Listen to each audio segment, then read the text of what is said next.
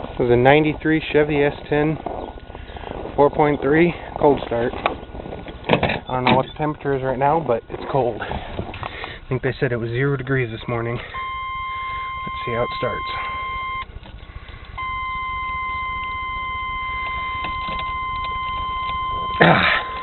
Ignition's busted in this thing, it's hard to start.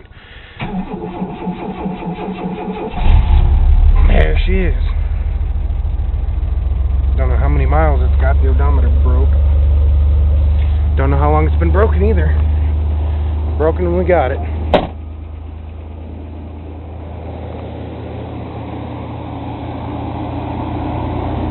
It's a cold day. Gotta put a timing belt on that thing.